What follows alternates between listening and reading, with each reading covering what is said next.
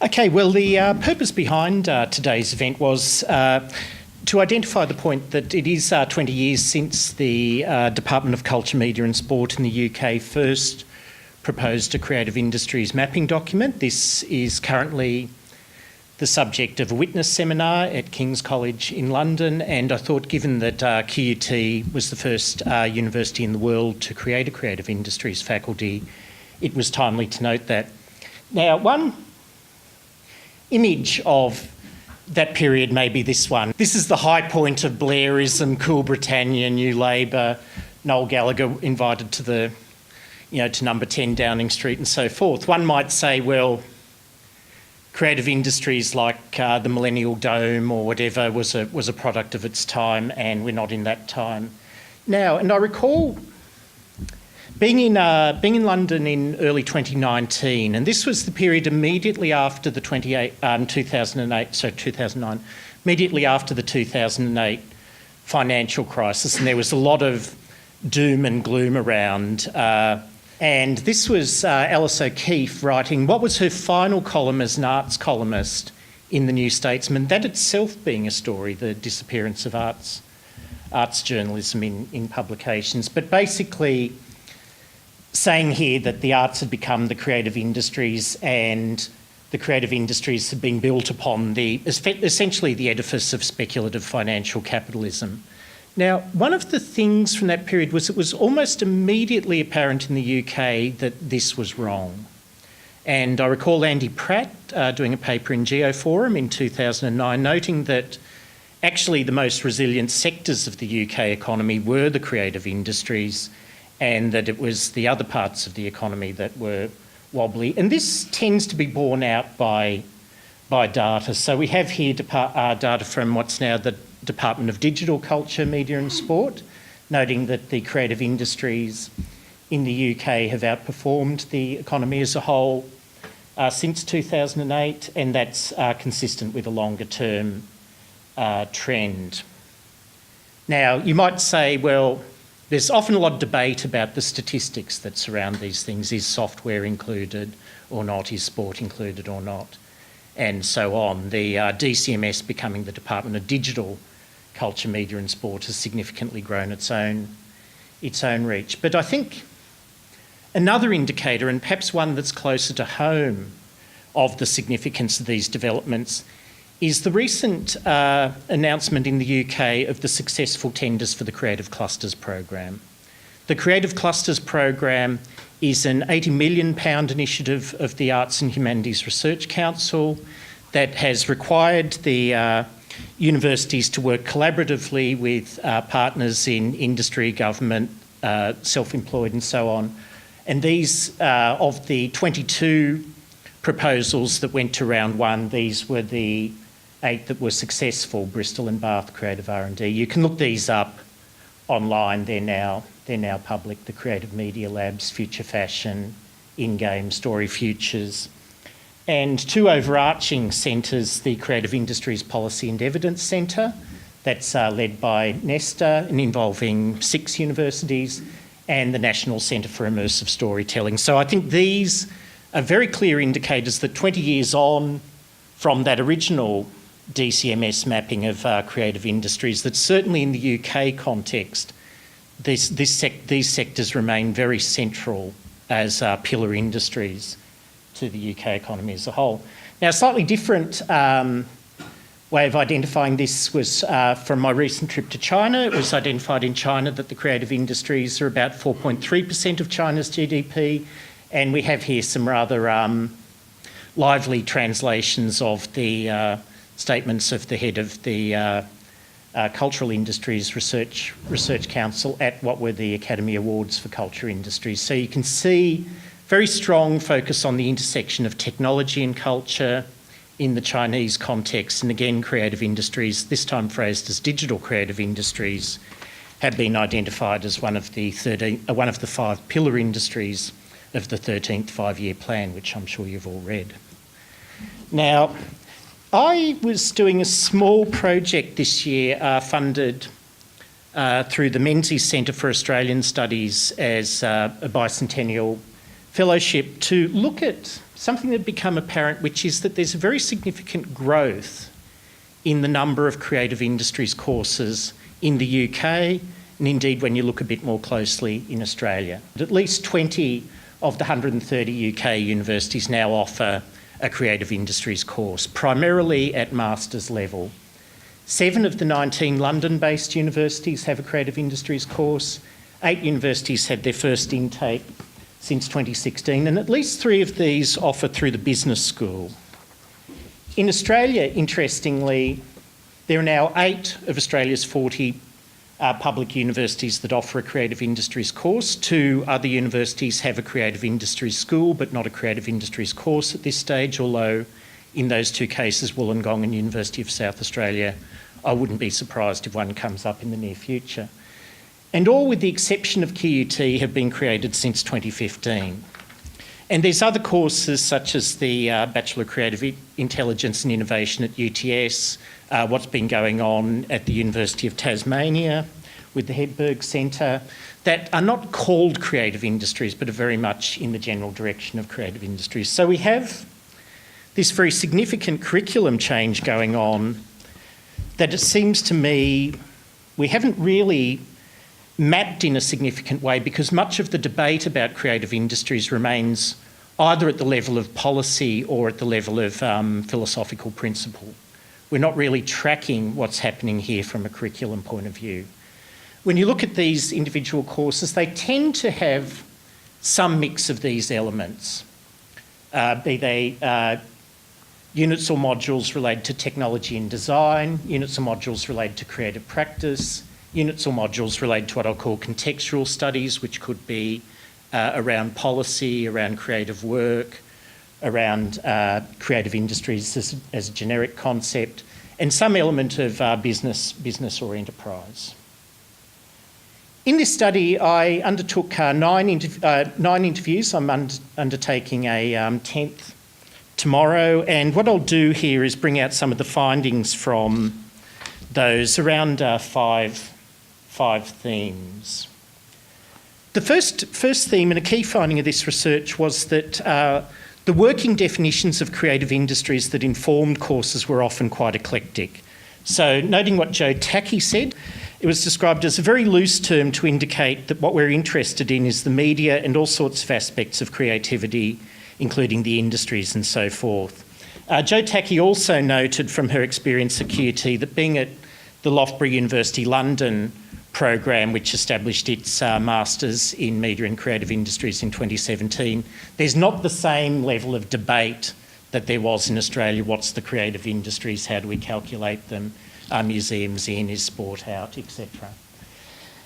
Some other people reported what they described as a conflicted relationship to the term. So Bridget Connor at King's College, noting that sometimes you would use scare quotes to refer to the so-called creative industries.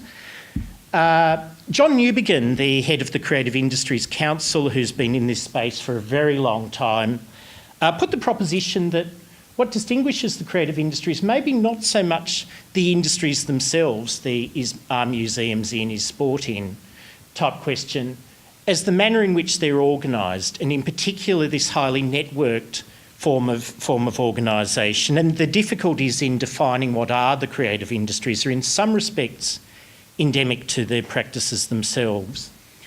Others such as John Dovey at the University of West of England said, if I was studying law in a law faculty, I'd be hard-pressed to find a module called What is Law? Well, maybe not. But certainly a certain degree of definitional fluidity has characterised these fields. The second element is the very strong connection to creative technology. It was observed that students in creative industries courses often brought what Bridget Connor termed an entrepreneurial mindset to their studies and expected to develop business skills and an understanding of the distinctive networks and business ecosystems of the creative industries. Gauti Sig Thorson at the University of Roehampton made the point that the tech sector is so dependent on the creative sector. There isn't really in practice very much of a fundamental distinction.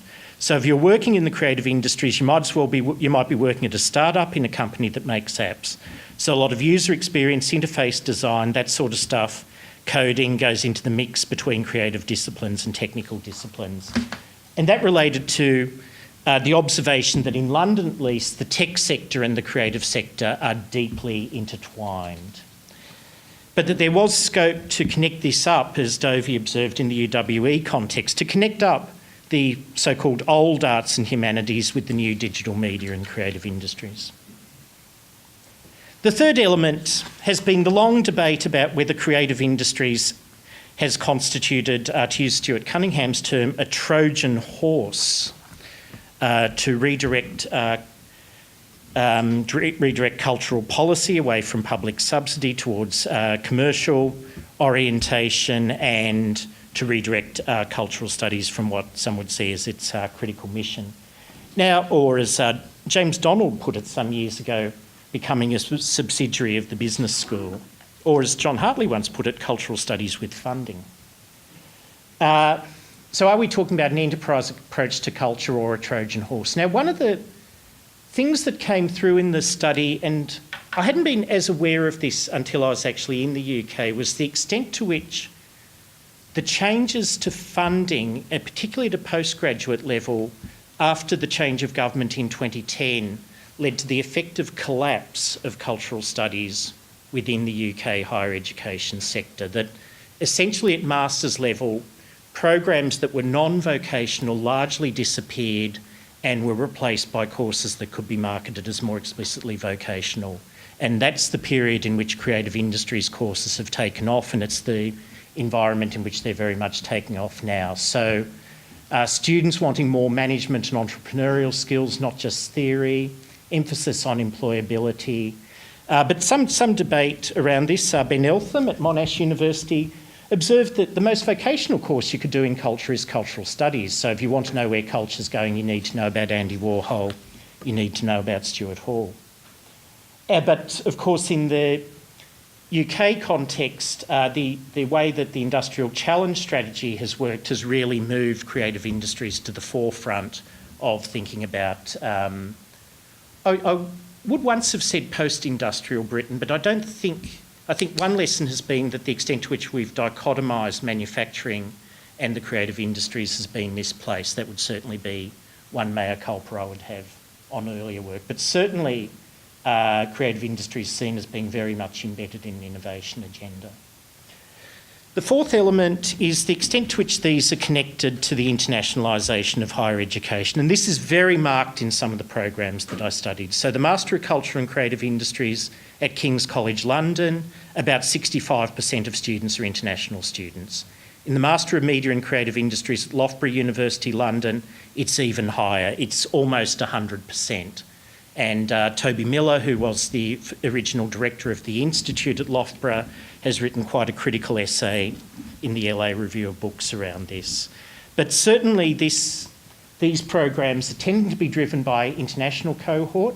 The highest level of interest has tended to be from China, where creative industries, recognising some definitional debates that go on there, has been a well-established policy concept.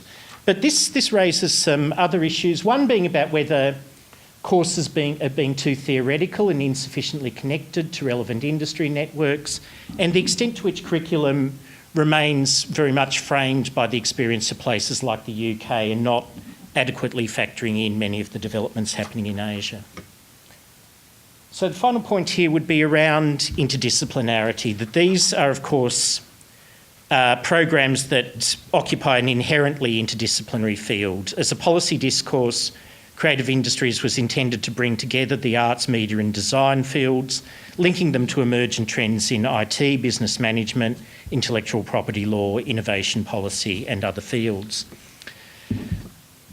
So, and as I noted earlier, they're often offered in business schools as much as they are in arts faculties. So Sheffield University, Nottingham University offer creative industries in a business school.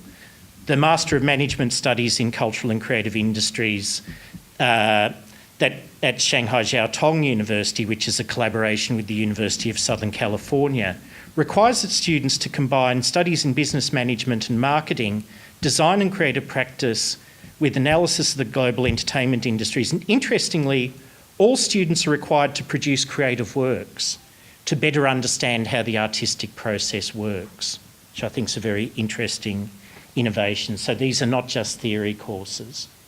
But one of the challenges there, as Gauti Sig-Thorsen notes, is the risk of creative industries having happened to it what happened to cultural studies, that it can become about everything. And the risk is if it becomes about everything, it may indeed become about nothing as the subdisciplines acquire their own life. So to conclude, issues arising. The nature of interdisciplinary curriculum needs clearer definition. So I think there's a sense in which we're open to the notion of interdisciplinarity, and I note that these programs have been largely developing in the 2010s, at a time at which there have been a number of academics who've been questioning the extent to which this retains life as a policy field. But the question for courses is, if they're so interdisciplinary as to be hard to compare with one another, how does one benchmark against comparable programs in order to determine how they advance over time? And what would be the sort of networks that would advance those comparative dimensions? So the disciplines have a whole infrastructure that surrounds this.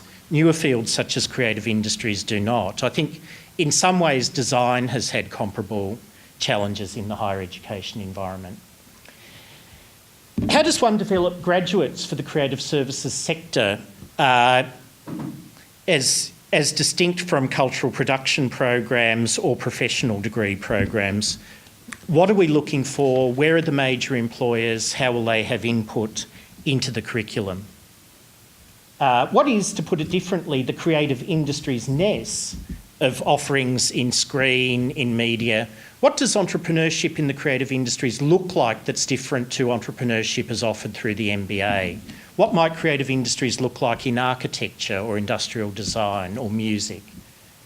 One of the observations is outside of the, in Australia, the G8 universities, in the UK, the Russell Group universities, increasingly creative industries is displacing cultural studies. And I think some of the tensions that are arising surround precisely that at some of the institutions where there's been a repositioning of the institution as creative industries, but they've not necessarily taken the staff with them. What's the relationship to policy, innovation and research agendas? So the Bureau of Communication and Arts Research has released a major study of employment trends in the cultural and creative sectors.